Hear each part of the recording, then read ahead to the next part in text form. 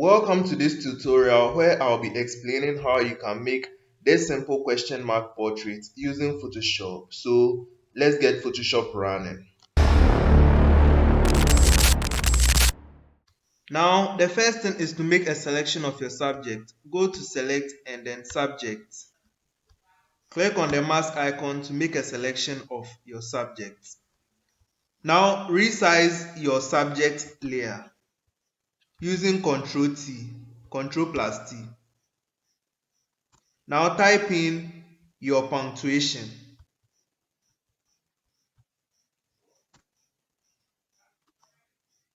and change the size to your preferred size. I'm going with 240 pt.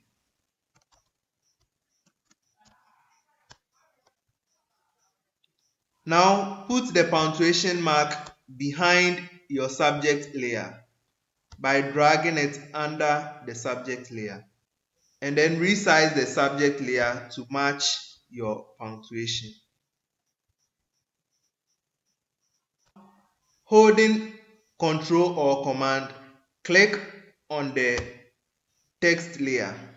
Click Ctrl Shift plus I to select outside your punctuation mark. Now select your brush tool. Make sure it's at hard round pressure opacity. And also make sure the flow is at 100. Now clean the unwanted parts of your subject. Click Ctrl D to deselect. Zoom in and clean the sharp lines in order to make your subject layer blend in with your punctuation mark. Change the hardness to soft round. Decrease the size a little bit and reduce the flow to around 5.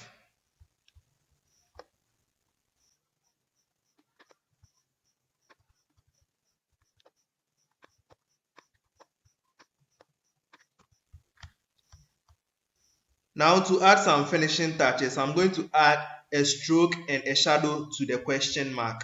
Select your question mark layer, come to blending options and click on stroke.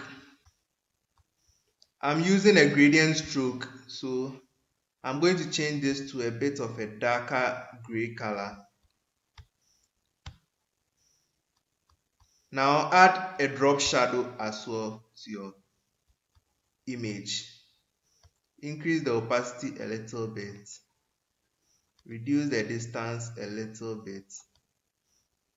And increase the size. And that's it for your punctuation mark portrait. You can as well add a background to spice things up.